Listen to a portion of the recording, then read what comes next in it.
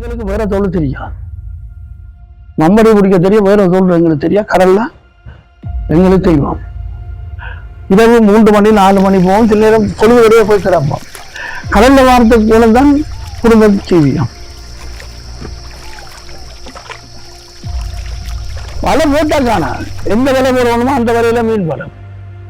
கடல்ல வலிக்கலண்டு போடுவோம், வலையோட மீன் ஏற்றி கரையை கொண்டுருவோம். களை கண்டிப்பாக கடவாக மீனும் வரும்.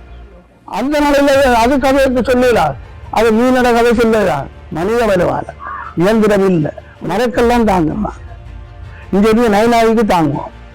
வலிக்கலுக்கு வலை போட்டு மீன் தூக்கும், வலையில மீன் தூக்கும். நாங்கள் சின்ன வயசுலேயே இந்த கடல் தான் தொழிச்சது. 10 வயசு அப்படியே வந்துட்டான். 4ஆம் ஆண்டுண்டா பாருங்க, 4ஆம் ஆண்டுல இருந்து 4ஆம் ஆண்டு பிறகு பள்ளிக்கூடத்துல விட்டு தொழிற்சதுக்கு தான் பாரோம். இந்த கடலை நம்பித்தான் வாழ்றோம் இவ்வளவு காலம். நான் மட்டும் இல்லை, இவ்வளவு சனம் வாழுது இங்க. இந்த கடலை நம்பி இவ்வளவு பேர் உழைச்சவங்க நல்லா இருக்கிறாங்க.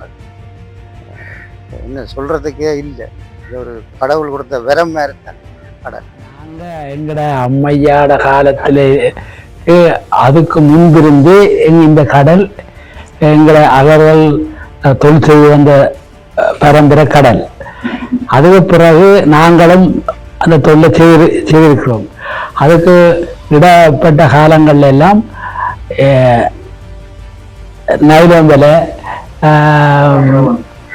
பறிக்கூடு, நூல் வலை, மற்ற கோடு வலை, அப்படியான கடல் வலை தான் இந்த கடல் வலையை செய்து வாழ்ந்து வந்தாங்க.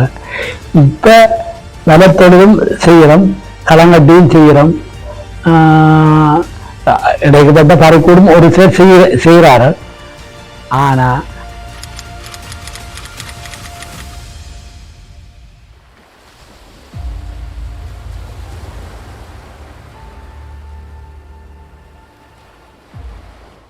இலங்கை என்றவுடன் முதலில் நினைவுக்கு வருவது கடலும் அது சார்ந்த நடவடிக்கைகளும் மாத்திரம்தான். பரம்பரையாக கடற்றொழிலில் ஈடுபட்டு வந்த மக்களுடைய வாழ்வாதாரங்கள், உரிமைகள் அந்த கடலை சார்ந்தே கட்டமைக்கப்பட்டிருந்தன. கிட்டத்தட்ட ஒரு 1000 இல்லை கூட. எங்களுடைய ஒரு 400 குடும்பம், அங்கால ஒரு 500, 1000 அப்படி. அங்கால பார்த்தா சாவக்கட்டுக்க கணக்கு பார்த்தா ஒரு சாவக்கட்டுலேயே 1000 குடும்பத்துக்கு மேலே அராலி. இப்படி பார்த்தா ஒரு பிரதேசம், பாரிய பிரதேசம் இந்த கடல். கூடுதலாக எங்கள் அண்ணரோடு தான் தொழில் செய்யினார். அப்போ அடவையெல்லாம் கூடுதலாக செய்திருந்தாங்க. நிறைய மீன் போனோம். அப்போ நாங்கள் மீனங்காட்டுக்கெல்லாம் பள்ளத்தாலேயே ஓடி போய் வித்துட்டு வருவோம். சில வேளையில் மற்ற மீனை கொண்டு வந்து யாழ்ப்பாணம் காலில் கொண்டு போவோம். எக்கச்சக்கமாக விட மீன், ஓரா, இதெல்லாம் இதுதான் அந்த தொழில். ஒவ்வொரு மக்களும் தாம் வாழும் பிரதேசங்களை வைத்தே தம்மை அடையாளப்படுத்தியதோடு தமக்கான தொழிலையும் மேற்கொண்டனர். இவ்வாறு தாம் வாழும் பிரதேசத்தின் மீது கொண்டுள்ள சுயாதீன உரிமையே இறைமை என்று குறிப்பிடுவோம். மக்களின் இறைமைகளை அரசாங்கம் பயன்படுத்திக் கொள்ள நினைப்பதே அந்த மக்களின் எதிர்காலத்தை கேள்விக்குறியாக்குகின்றது. இறைமை என்பது ஒரு விடயத்தின் மீது எங்களுக்கு இருக்கக்கூடிய சுயாதீன உரிமை.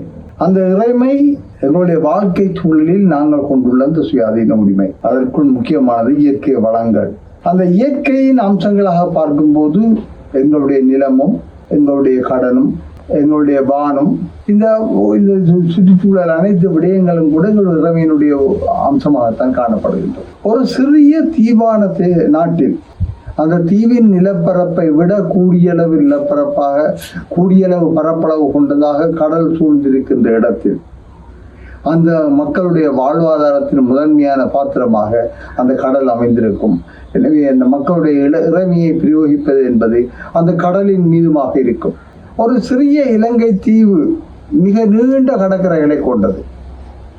அந்த நீண்ட கடற்கரைகளில் 1/3 பங்குக்கு மேல், 2/3 என்று சொல்லலாம், தெற்கே பானம துவக்கம் அப்படியே வந்து வடக்கே பருத்தித்துறை முனையூடாக திரும்பி மீளவும் மன்னார்ல மறைச்சு கட்டி இந்த கிராமம் வரை அந்த அவ்வளவு கடற்கரையும் வடகிழக்கு மாகாணத்தின் நிர்வாக எல்லைக்குள் வருகின்றது.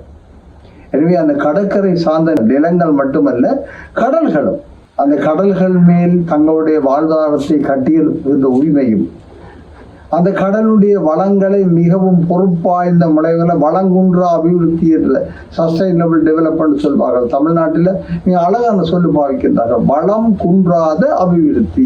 நாங்கள் அபிவிருத்தி செய்ய வேண்டும், ஆனால் அந்த வளங்களை நாங்கள் குன்றவிடக்கூடாது. அந்த வளங்குன்றாத அபிவிருத்தியை நாங்கள் கட்டமைப்பதற்கும் எங்களுக்கு உரிமையும் பொறுப்பும் இருப்பது போன்று அதைத்தான் இறமை என்று சொல்லுகின்றோம். சர்வதேச சட்டம் கடல்ன்றதை அதில் ஐமித்த நிலப்பரப்போடைய தொடர்ச்சி. அந்த வகையில நீங்கள் எந்த ஒரு நாட்டினுடைய கடற்பரப்பை எடுத்துக்கொண்டீங்கன்னா அதன் நிலப்பரப்பினுடைய தொடர்ச்சியாக ஒரு குறிப்பிட்ட கிலோமீட்டர் தூரத்துக்கு பல்வேறு எல்லைகள் இருக்கு. அதன் உடனடி எல்லை தன்னுடைய நாட்டின் முழு கட்டுப்பாட்டுக்குள்ள இந்த சர்வதேச எல்லை எல்லையில போட்டு வச்சிருக்கிறார். ஆனா அந்த நாட்டுக்குள்ளே நீங்கள் எடுத்து பார்த்தீங்கன்னா அந்த நாட்டுக்குள்ளே அந்த நாடு வெறுமனே ஒரு தேசம் ஆக இயங்குறோட நாடாக இருந்தா பெரிய பிரச்சனை கிடையாது. ஏனால் தேசத்துக்குத்தான் அந்த இறாலை. ஆகவே ஒரு நாட்டுக்குள்ள ஒரே ஒரு தேசம் இருக்கிற ஒரு நாடெல்லாம் அந்த நாட்டினுடைய கடற்பரப்பும் அந்த தேசத்துக்கும் நாட்டுக்கும் ஒத்து போகக்கூடிய வகையில தான் இருக்கு. ஆனா நீங்கள் இலங்கை தீவு எடுத்துக்கொண்டால் இலங்கை தீவுல நடைமுறையில 2 தேசங்கள் இருக்கு. சிங்கள தேசமும் தமிழ் தேசமும். தமிழர் தேசம் வடகிழக்கு மாகாணங்களை கொண்டது. சிங்கள தேசம் ஏனைய மாகாணங்களை கொண்டது. வடகிழக்கு என்று நீங்கள் எடுத்து பார்த்தால் வடக்கு மாகாணத்துடைய தொடர்ச்சியாக இருக்கக்கூடிய கடற்பரப்பும் கிழக்கு மாகாணத்தை தொடர்ச்சியாக அண்டின கடற்பரப்பும் உண்மையிலே தமிழ் தேசத்துக்குரிய கடற்பரப்பாகத்தான் கருதப்பட வேண்டும். அந்த வகையில சிங்கள தேசத்துடைய மக்கள் இல்லாட்டி சிங்கள தேசத்துடைய எண்ணிக்கையினுடைய பெரும்பான்மையை வைத்துக்கொண்டு வடகிழக்கு தமிழர் தேசத்துடைய நிலப்பரப்பிலையும் அதன் தொடர்ச்சியாக இருக்கக்கூடிய கடற்பரப்பிலையும் எடுக்கிற தீர்மானங்கள் என்பது எங்களை பொறுத்தவரையில தமிழருடைய தேசத்துடைய இறமைக்கு முரணான செயல்பாடு. கடத்தொழிலாளர்களுடைய நிலைமையை எடுத்துக்கொண்டால் அங்கே இருக்கக்கூடிய கடற்பரப்புல வடகிழக்கை சாராத தரப்புகள் தெற்கில இருந்து அங்க தொழில் செய்து அங்கு இருக்கக்கூடிய கடத்தொழிலாளர்களுடைய சொத்துக்களை பறித்து செயல்படுவதன் ஊடாக அந்த மக்களை அந்த நிலத்தை விட்டு வெளியேற வேண்டிய ஒரு இடத்துக்கு தள்ளப்படுறார்கள். அது எல்லாமே அந்த மக்களுடைய இறமையில கை வைக்கிற விஷயம். கடல் சார்ந்த மக்களின் இயல்பு வாழ்க்கை அடையாளப்படுத்தப்பட்டு வந்த நிலையில் கடந்த காலங்களில் ஏற்பட்ட பொருளாதார நெருக்கடி காரணமாக அங்கு வாழ்ந்த மக்களின் சமூக மற்றும் பொருளாதார கட்டமைப்பு கேள்விக்கு உள்ளாக்கப்பட்டது. இந்த நிலையை சாதகமாக பயன்படுத்தி கொண்ட சீனா முதலிய நாடுகள் இலங்கையோடு ஒப்பந்தங்களை ஏற்படுத்தி கடல் விவசாயம் என்ற பெயரில் கடற்பாசி, கடல் அட்டை போன்றவற்றுக்கான பண்ணைகளை அமைத்து கடல் வளத்தை சூறையாடத் தொடங்கின. இயற்கையான அட்டையை இந்த இடங்கள் எல்லாம் இருந்து ஏற்றுமதி செய்கிற பொருளாக ஆரம்பித்தது ஜிஜி பொன்னம்பலம் மீன்பிடி அமைச்சராக இருந்த காலத்தில் 52ஆம் ஆண்டுல இருந்து அவர் ஒரு வருஷம் 2 வருஷம் தான் இருந்தவர் நினைக்கிறேன். அவரோட காலத்தில் அப்போ சிங்கப்பூருக்கு ஏற்றுமதி செய்கிற அது ஆரம்பித்தது. கிட்டத்தட்ட இலங்கையிலே யாழ்ப்பாணத்திலே அந்த கம்பெனிகள் ஒரு சில தனியார் கம்பெனிகள் தகப்பன் இது 3 தலைமுறை கடந்தும் இந்த பாரம்பரிய முறையிலே கடல் அட்டையை பிடித்து சிங்கப்பூர், மலேசியா போன்ற நாடுகளுக்கு அனுப்பி வெள்ளியை பெற்று அந்த முறை கடலையும் பாதிக்காது, சூழலையும் பாதிக்காது, மீனவர்களுடைய வாழ்வாதாரத்தையும் அதிகரித்து கொண்டு செய்கிற ஒரு செயல்பாடு வடக்கு மாகாணத்திலே மிக சிறப்பாக செயல்பட்டு வந்தது. அப்போ என்ன செய்யறதுன்னா அது ஆரம்பித்ததில் அட்டைகள் முழுக்க எடுக்கிற இடம் மாடோடி பூட்டி, மண்டதீவு, கங்கால கிடக்கிற சிறுத்தீவு, குருநகருக்கு நேரே இருக்கக்கூடிய ஏரியாக்கள், பாசவூர், நாவாந்துறை, அதில் இவ்வளவு தண்ணியில் லட்சக்கணக்கில் கிடக்கும். அதை புறக்கி எடுத்து அவிச்சு இது பண்ணும், வெளிநாட்டுக்கு ஏற்றுமதி செய்கிறது. அந்த தீவு பகுதியில் அதுக்கு பிறகுட்டு அதை ஏற்றுமதி செய்கிறதுக்கான கோஆப்ரேட்டிவ், சரியா, ஃபிஷரிஸ் கோஆப்ரேட்டிவையும் பிறகுட்டு உருவாக்கப்பட்டது. அது இனியிலேருந்து ஒரு வளர்ச்சி அடைஞ்சது என்றது ஸ்ரீமா பண்டார் நாயக்கா காலத்தில். அது வடிவாக ஆர்கனைஸ் பண்ணி அதுக்கு தேவையான வளங்களை கொடுத்து, படகுகள் கொடுத்து, அந்த காலத்தில் அரிசி இலங்கையிலேருந்து சீனாவுக்கு ஏற்றுமதி செய்யப்பட்டது. அந்த காலத்தில் சீனாவுக்கும் இலங்கைக்குமான ஒப்பந்தங்கள் எல்லாம் போடப்பட்டிருந்தது.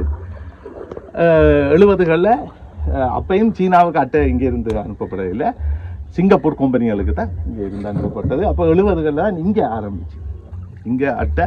அப்போ இந்த வள்ளங்களில் போய் புறக்கி இந்த கரையோரம் அவிச்சு போட்டு காய வச்சு கோஆப்ரேட்டிவ்க்குள்ளால் வெளிநாடுகளுக்கு ஏற்றுமதி செய்கிறது. இப்போ நான் ஆரம்பத்தில் சொன்னேன், அப்போ வெளிநாடுண்டா அப்போ சிங்கப்பூருக்கு தனியார் ஊடாக அந்நிய செலவாணி அப்போ மிகவும் கட்டுப்படுத்தப்பட்டிருந்த காலத்தில் தெரியும் தானே, தேசிய பொருளாதாரத்தை உற்பத்தி செய்கிறதுக்கும் தேசிய பொருளாதாரத்தை வளர்த்தெடுக்கிறதுக்காகவும் ஸ்ரீலங்கா சுதந்திர கட்சி பண்டார் நாயக்கா, திருமதி பண்டார் நாயக்கா காலத்தில் இடதுசாரிகளோடு சேர்ந்து எடுத்த கவர்மெண்ட் இதுகளை ரெஸ்ட்ரிக்ட் பண்ணினாலும் கோஆப்ரேட்டிவ்களுக்குள்ளால ஏற்றுமதி தொழில இந்த அட்டையை செய்தது.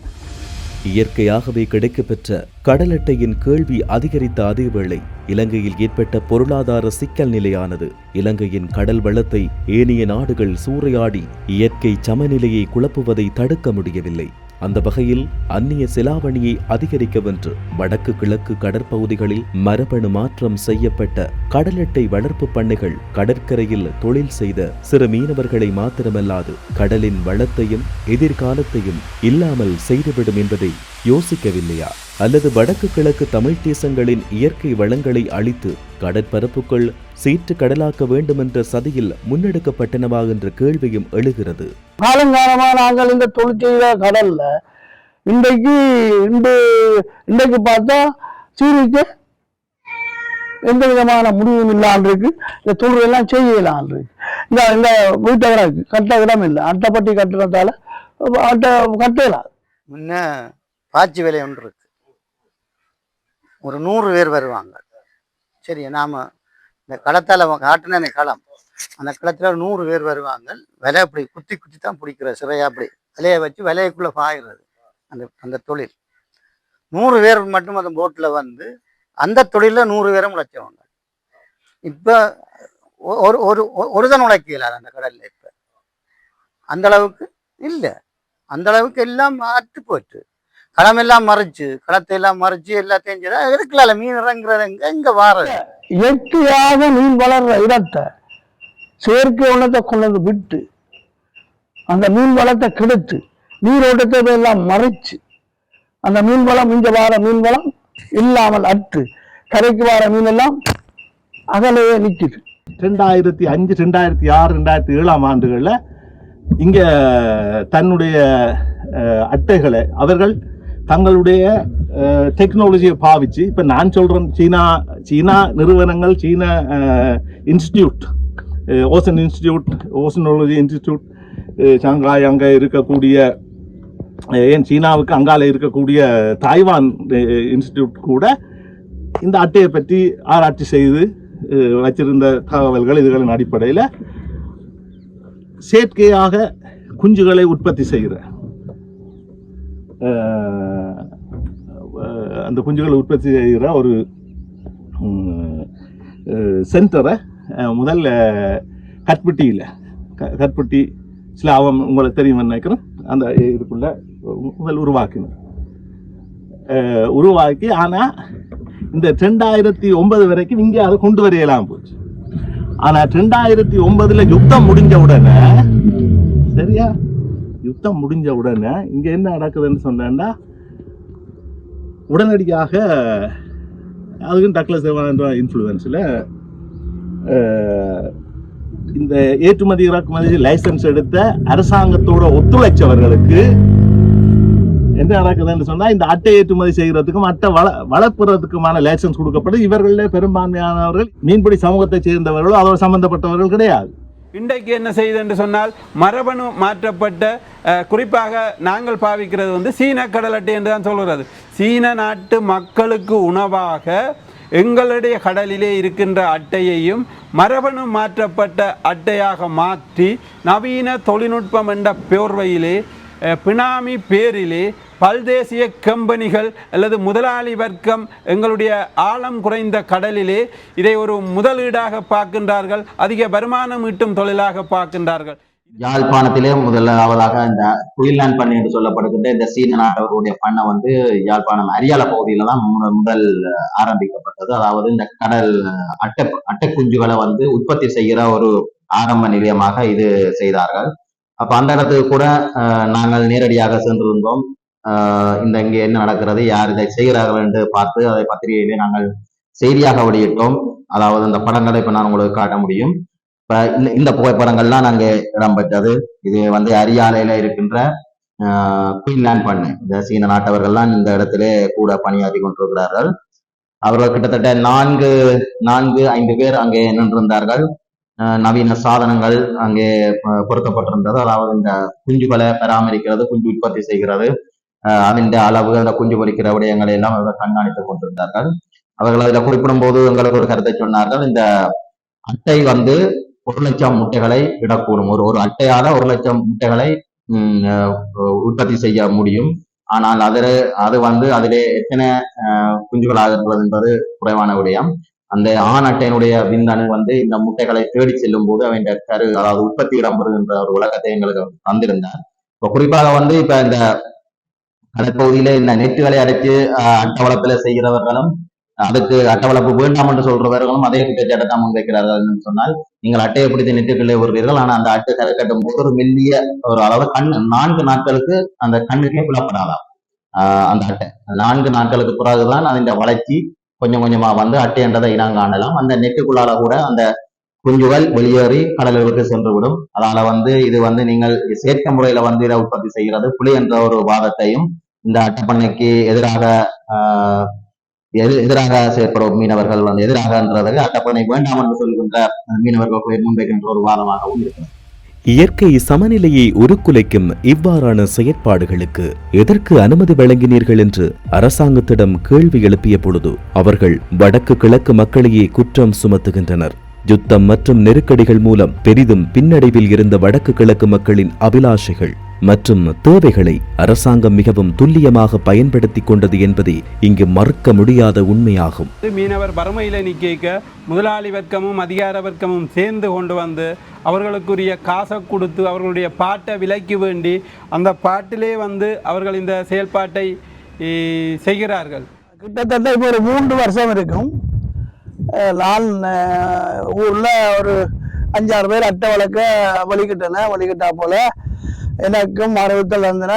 நீயும் அந்த அட்டை வளர்த்தால் நல்ல லாபம் வரும், அட்டை வளங்கன்னு சொல்லி என்னையும் கல் பண்ணதால நானும் அவங்களோட ஓமண்டு போய் நானும் ஒரு அட்டை வளர்ப்ப பெர்மிஷன் எடுத்து 7 பேரில் ஒரு ஆளா 6 பேரில் 7 பேரில் ஒரு ஆளா நானும் எடுத்து வளர்த்தன்னு வந்தால் எனக்கு வெளியால இருந்து சில அச்சுறுத்தலை நீங்களா இருந்து இந்த அட்டை வளர்ப்பை செய்கிற சரியா வருங்கால சந்ததி மீன்பிடிக்கு கஷ்டப்படும். அதாவது வந்து அந்த நெட் வந்து பாசி அதில் பிடித்தால் நீரோட்டம் குறையும். இந்த கடல் வந்து வெள்ளத்துக்கு மீன் உள்ளே ஏறி கரை ஏறி அதில் இறங்குறது. இந்த கண்ணாக்கரை இறங்குற போது அதில் குஞ்சு முட்டை விட்டுட்டு இறங்கிடும். அந்த வெள்ளத்தோட அதை இனிச்சுனா பெருக்கத்தை செய்து போட்டு அது இறங்கி அது போயிடும். திருப்பி அது வடு ஓடுற போது சூரிய வெப்பத்தினால் அது விருத்தமாகி மீன் குஞ்சாகிறது. இந்த வகையில் இப்படியான இடத்துல நீங்கள் செய்து கொண்டது பிள்ளை என்று சில அறிவுறுத்தல் எனக்கு வந்தது. சமுதாயத்துக்கு பிள்ளை என்றால் நான் அதை செய்வது சரியில்லை. என்றால் வருங்கால சந்ததி அதை பாதிக்க வேண்டும் என்றால் நான் தனிப்பட்ட நபர் எடுக்கிற லாபத்தை விட என்னோட சேர்ந்து 10 பேர் எடுக்கிற நல்லது என்று நான் அதை கைவிட்டு நான் அதை முழுக்க உயர்த்துறேன். இப்போ இன்று நான் தலைவராக இருக்கிற போது முதல்ல 15 பேருக்கு அட்டை வளர்ப்பு வந்தபோது மக்களாக டாக்டர் போய் எங்கள் இடத்துல இந்த அட்டை வளர்ப்பு சரி வராது, எங்கள் இடத்துல 4 தொழிலாளர்கள் இருக்கு, கோவத்துக்கு மீன் வாரது, அதாவது சோளத்துக்கு 9,000 வரும், வாழைக்கு 10 வரும், இல்லாட்டா 70 வரும். இங்க நின்று தரித்து நிற்கிறதால் எங்களுடைய வாழ்வாதாரத்துக்கு உதவும். எனவே அந்த வாழ்வாதாரத்தை பாதிக்கும் என்று சொல்லி நான் நேரடியாக சொன்னான். சொல்லி அவர் நிற்பாண்டவர் ஏற்கனவே நிற்பாண்டதான். என்னடா பரிசீலனை செய்கிறேன், நான் ஏஜிஎஸ்ல போய் கேட்கறது பரிசீலனை செய்கிறேன் நிற்பாண்டது. திரும்பவும் 15 பேருக்கு வந்ததான் நிற்பாட்டிட்டாள். திருப்பி 10 பேருக்கு வந்தபோது நான் அதை தடுத்தேன். பிறகு எனக்கு எதிராக ஒரு கோஷ்டி ஒன்று எழும்பி திருப்பி இந்த கடல் முழுக்க தடிகள் பாஞ்சு அட்டைப்பட்டி கட்டுறதுக்கு ஒழுங்கு செய்து ஊரெல்லாம் என்னை எதிர்த்து சங்கத்திலிருந்து மாற்றி பெரிய கேவலப்படுத்திடல. நான் விரட்டிட்டேன். இன்று திரும்பவும் அட்டைப்பட்டி கட்டுறதுக்கு இந்த கட்டி இருக்கிற தடிகள் வாங்கியிருக்கிறேன்.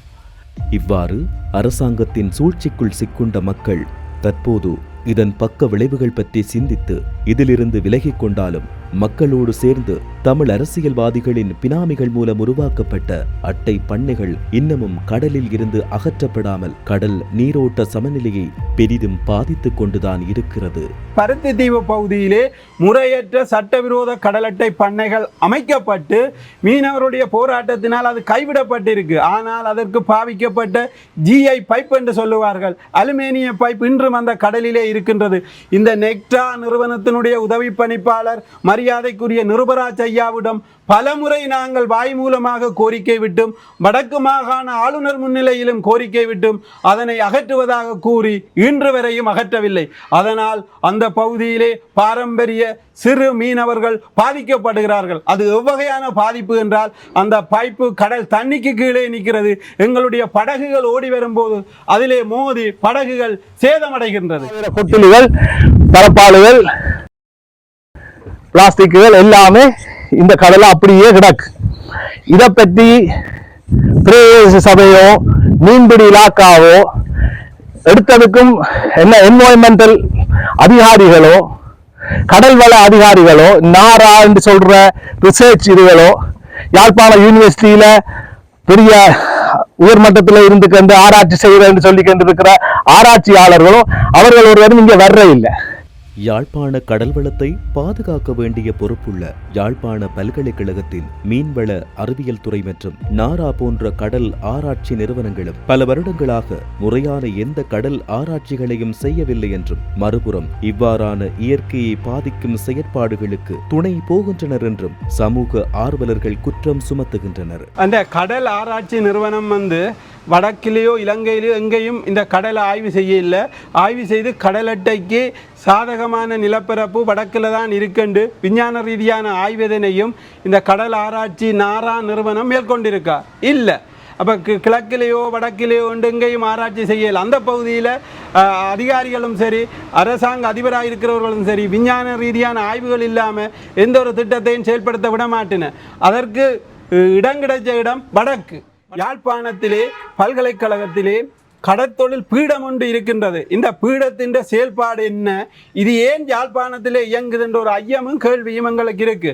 உதாரணத்துக்கு 2024ஆம் ஆண்டு நாங்கள் யாழ் பல்கலைக்கழகத்தின் கடற்தொழில் பீடாதிபதியினிடம் ஒரு அம்மணியரால் இருக்கிறார் சிவசாந்தி அம்மாண்டு, அவரிடம் நாங்கள் இருவர் பல முறை போய் சென்று இந்த கடலட்டை சீன கடலட்டை தொடர்பாக உங்களுடைய கருத்து இது சரியா பிழையா, மீனவ சமூகம் நாங்கள் பிழை என்கின்றோம், அரச வர்க்கமும் அதிகார வர்க்கமும் எங்கள் மீது கொண்டு வந்து திணிக்குது, இது சூழலுக்கு பாதிப்பா அல்லது சூழலுக்கு நல்லதா என்று ஒரு ஆய்வை மேற்கொண்டு சொல்லுங்கள் என்ற போது அவர் கூறிய விடயம் எங்களுக்கு கடற்றொழில் அமைச்சராக டக்ளாஸ் தேவானந்த ஐயா இருக்கிறேன், அவரோடு நான் தொலைபேசி ஊடாக சொல்கின்றேன் இதை நிறுத்த சொல்லி என்று ஒரு முறை இல்லை 2 முறை சொல்லி இருக்கிறார். கிட்டத்தட்ட நாங்கள் இந்த அம்மனியிடம் போய் பல தடவை 10க்கும் மேற்பட்ட தடவை இதை ஒரு ஆய்வுக்குட்படுத்துங்கள், இது தொடர்பான சரியா பிழையா, சூழலுக்கு பாதிப்பா இல்லையா என்ற ஒரு கருத்தை இந்த கடற்தொழில் பீடம் ஆய்வு செய்து எங்களுக்கு வழங்க வேண்டும் என்ற நிலப்பாட்டை வச்ச போது கூட எந்தவித ஒரு நடவடிக்கையும் எடுக்காமத்தான் இந்த கடற்தொழில் பீடம் யாழ்ப்பாணத்தில் இயங்குது. இது வெறுமெனவே ஒரு பீடமாக மாணவருக்கு கற்பித்தலை மட்டும் செய்கின்றது. மாணவர்களையோ அல்லது சூழலையோ அடுத்த ஜெனரேஷனுக்கு எடுத்து செல்லக்கூடிய பொறுப்பை வகிக்கிறதா என்ற கேள்வி இந்த யாழ் பல்கலைக்கழக கடற்தொழில் பீடம் மீது நாங்கள் வைக்கின்றோம். வடக்கு கிழக்கு தமிழ் தேசங்களின் கடல்களை பாதுகாக்க வேண்டிய நிறுவனங்கள் இலங்கை அரசின் கைக்கூலிகளாக மாறிய காரணத்தினால் தொழிலை இழந்த மக்களும் சமூக ஆர்வலர்களும் இதற்கு எதிராக பல ஆர்ப்பாட்டங்களை நடத்தியதன் விளைவாக தற்காலிகமாக மாத்திரமே கடல் அட்டை வளர்ப்பு பண்ணைகள் நிறுத்தப்பட்டுள்ளன. அது அனதி மக்கள் உட்பட ஊராத்தர மக்கள், மெலிஞ்சிமில, தம்பாட்டி எல்லா மக்களும் சேர்ந்து ஒரு ஊர்வலம் அமைச்சினாங்க.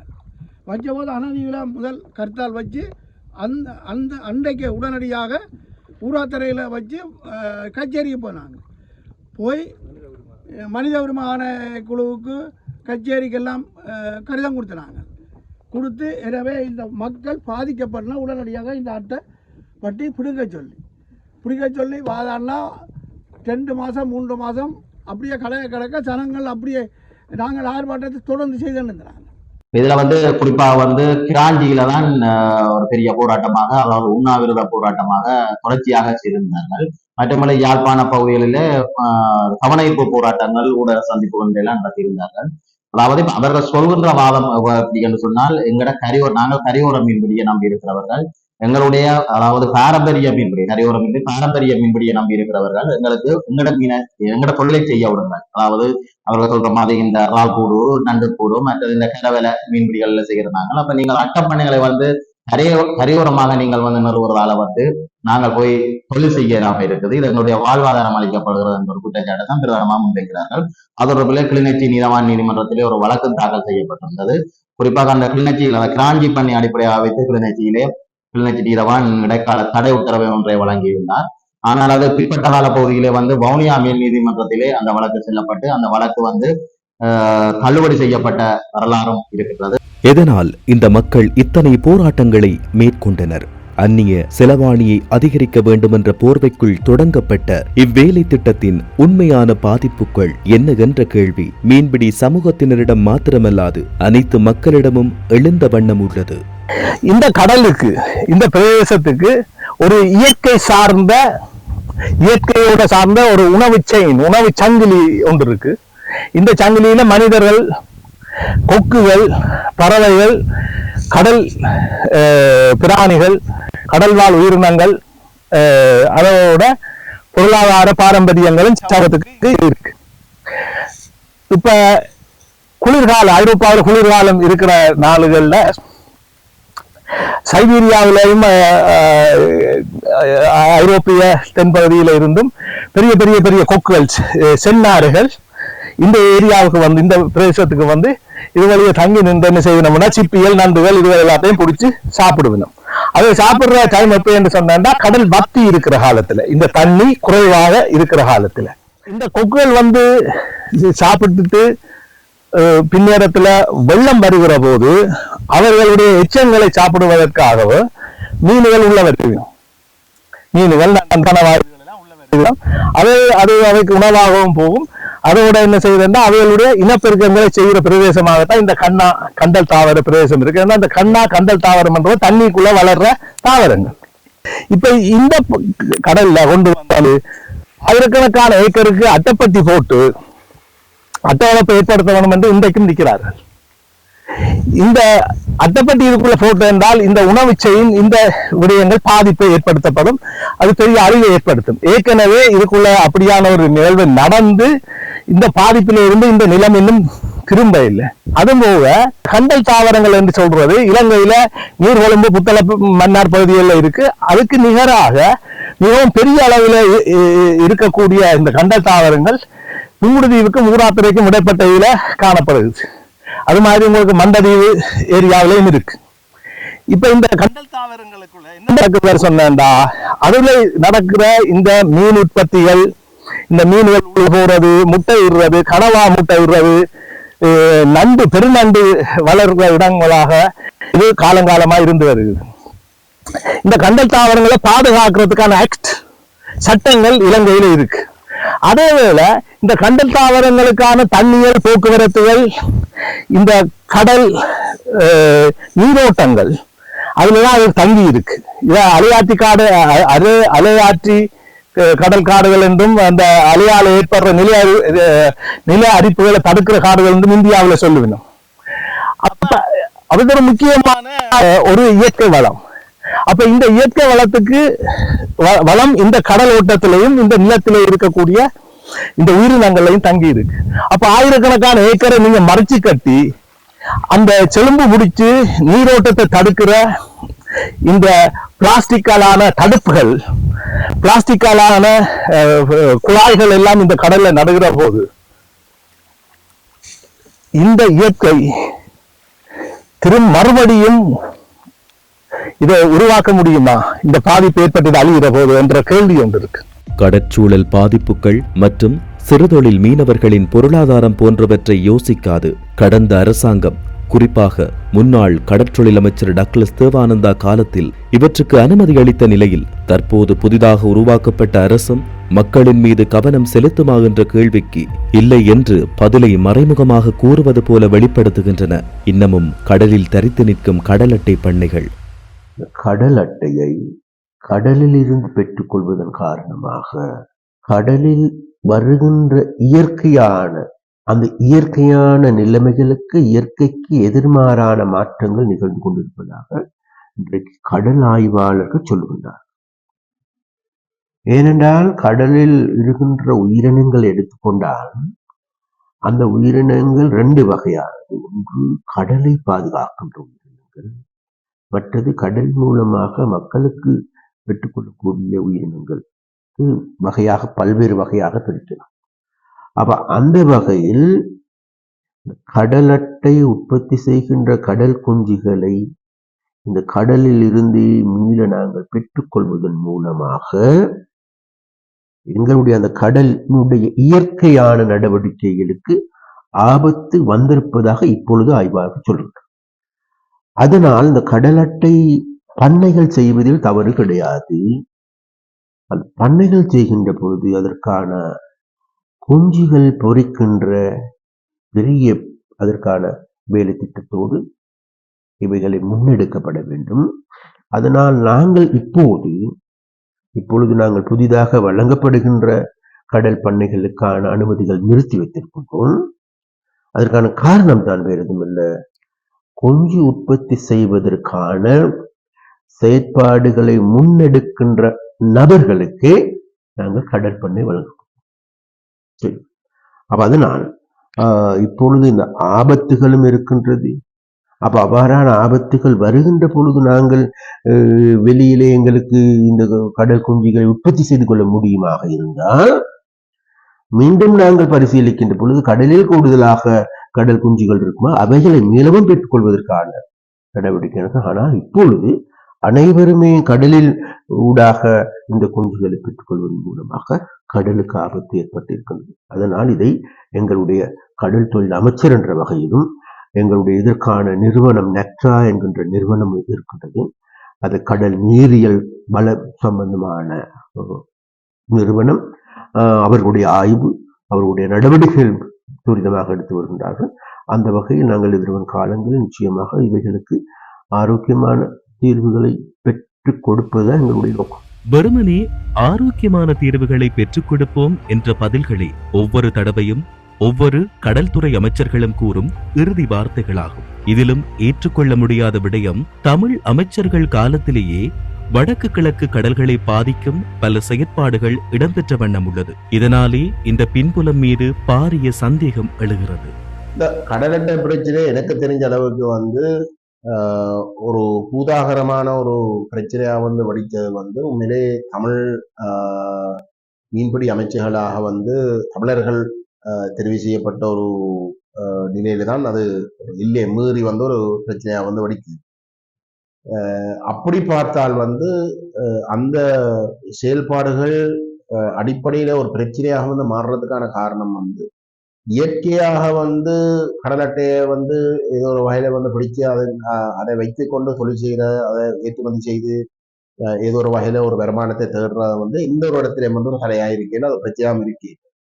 ஆனால் இன்றைக்கு வடகிழக்கு கடற்பரப்புல, விசேஷமாக வடக்கு கடற்பரப்புல வந்து அந்த பண்ணைகளை வந்து உருவாக்கி அங்க இருக்கக்கூடிய பாரம்பரியமாக வந்து தொழில் செய்த விதிமுறைகளை மாற்றி அமைச்சு அதை இல்லாமல் செய்கிற அளவுக்கு அந்த பண்ணைகளை வந்து அங்க ஸ்தாபிக்க விட்டு அதின் விளைவுகளால வந்து ஒட்டுமொத்த கடற்தொழிலாளர்களுடைய தொழில் பாதிக்கப்படுகின்றதுதான் இந்த பிரச்சனை. இதுவரைக்கும் வந்து தெற்கிலே இந்த பிரச்சனை எதுவும் இல்லாத இருக்க, வடகிழக்குல மட்டும், இந்த விசேஷமா வடக்குல மட்டும் இந்த பிரச்சனை உருவாகிறது வந்து எங்களுக்கு வந்து ஒரு சந்தேகத்தை ஏற்படும்.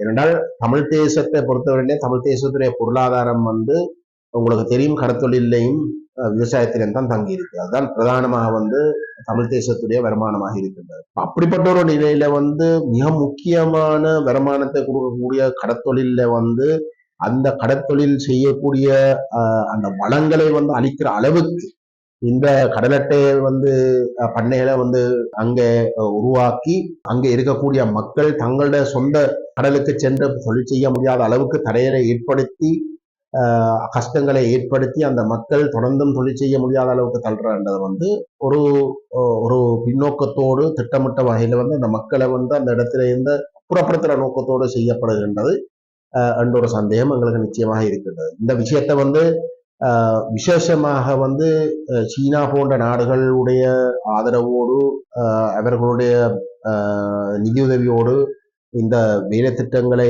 முன்னெடுக்கிறது எங்களுக்கு இன்னும் சந்தேகத்தை கூட்டுது. ஏனென்றால் வந்து சீனாவை பொறுத்தவரையில வந்து எங்களுடைய இனப்பிரச்சனை விஷயத்துல வந்து சீனா முழுதாக வந்து அரசை காப்பாற்றுகின்ற கோணத்திலே தான் செயல்பட்டு வந்திருக்கின்றது.